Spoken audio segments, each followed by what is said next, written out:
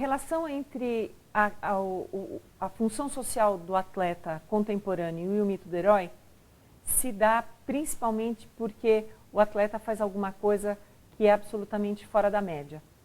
Não é? Então, a diferença de um herói para um deus é porque o herói é mortal. Então, ele se imortaliza naquilo que ele faz por ser alguma coisa fora da média. Então, é aí que o atleta entra. Né? Então, praticar esporte, todos nós praticamos. Agora, correr 100 metros em menos de 10 segundos, isso é para poucos, muito poucos. Então, essa ação fora da média, ela se multiplica por ser fora da média e nesse sentido, a mídia proporciona as condições para a visibilidade desse feito em comum. Então, quando você tem essa soma de alguma coisa absolutamente fora da média e a possibilidade de multiplicação desse feito, você tem, então, as condições materiais para que essa pessoa, para o realizador dessa ação, se imortalizar no seu feito.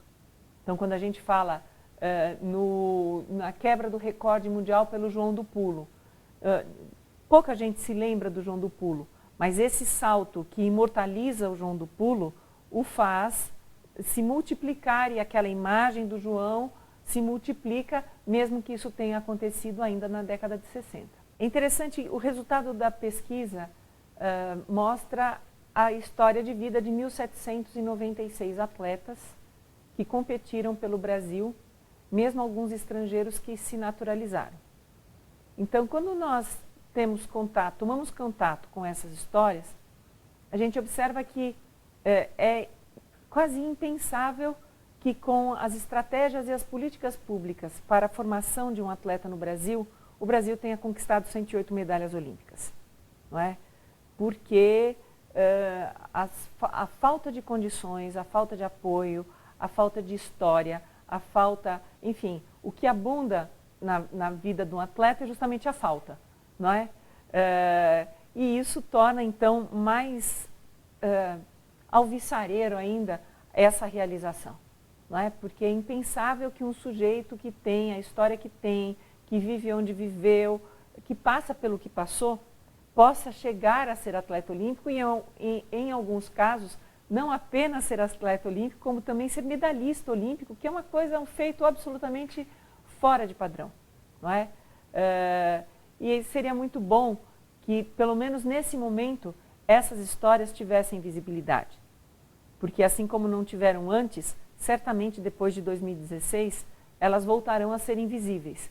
E o Brasil está perdendo uma grande oportunidade de ter histórias maravilhosas para contar.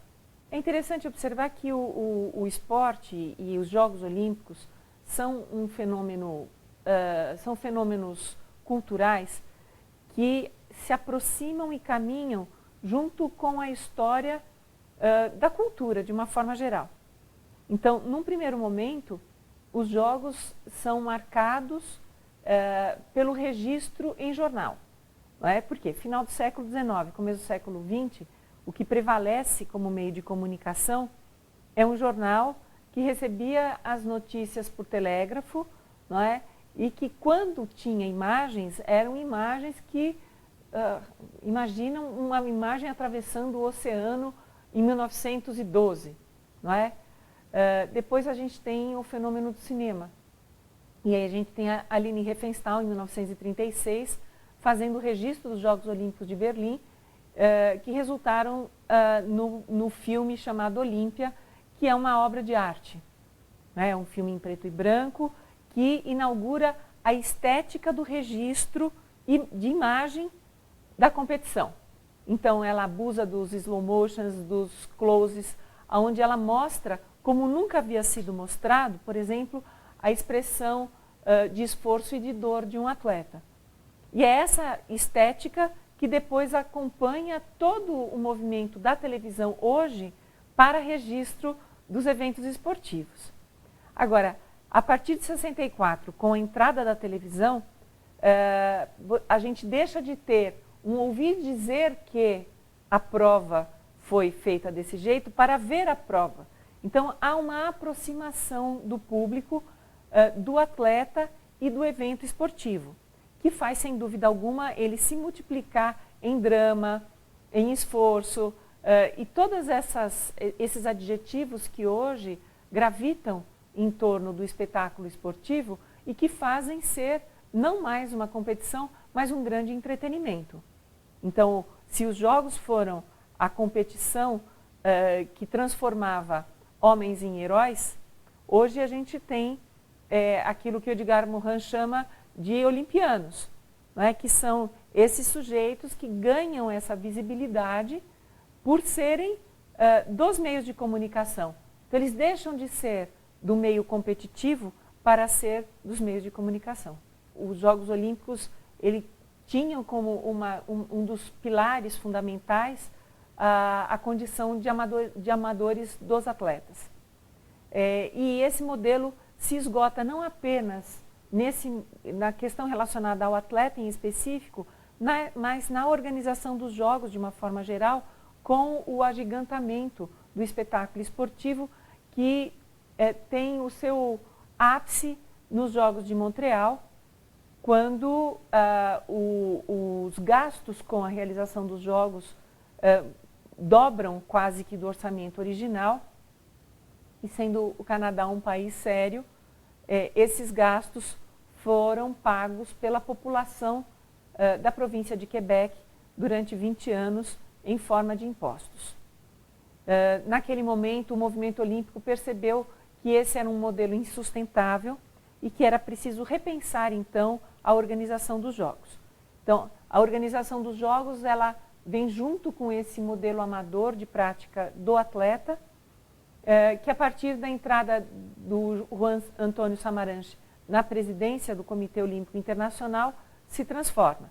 Então, nós temos a comercialização dos Jogos, que se completa a partir de 1988, porque com o boicote de 80 e 84 é difícil estabelecer essas edições como esse marco, mas a partir de 1988 em Seul, nós temos então a abertura dos Jogos para todos os atletas profissionais, é quando a gente tem os tenistas da ATP, os jogadores de basquete da NBA, e a venda de todos os símbolos olímpicos. Então, dos anéis, à tocha, aos jogos, não é? Tudo virou um grande produto para ser comercializado e que chega ao extremo agora nos Jogos do Rio de Janeiro, com tudo que a gente está vendo acontecer, que eu acredito que será também o esgotamento deste modelo pseudo-profissional, porque no modelo perfeito de comercialização há ganhos e perdas. E nesse modelo que se esgota no Rio de Janeiro só houve perdas. O que houve nos últimos 20 anos, quase 30 anos, é uma adequação das competições ao modelo televisivo. Então, começou com o voleibol, começou com o basquete, na verdade, não apenas com um tempo, mas com 3 tempos, não é? Porque agora o jogo ficou dividido em quartos, mas uma redução drástica no voleibol, no formato do voleibol. Tentou-se fazer isso com o tênis, mas o tênis talvez seja a modalidade que mais resiste a esse enquadramento ao modelo da televisão, e que a gente não sabe se vai resistir por muito mais tempo ou não. Mas, para poder ter essa visibilidade, todas as modalidades acabaram por se adequar, mesmo causando prejuízo ao atleta e à modalidade como um todo. Porque mais importante do que ter um atleta saudável é poder ganhar alguma coisa com aquela transmissão. Eu entendo que o monopólio da TV já foi quebrado, não é? Porque hoje há uma multiplicação de meios que permitem que não apenas a notícia, mas a competição em si chegue mesmo àqueles que não têm as condições materiais para ter os acessos exclusivos. Então, você pode não ter TV, mas dependendo da rede social que você frequenta, algum espectador gravou com o seu telefone e disparou isso numa mídia social, e isso chegará a todo mundo, não é?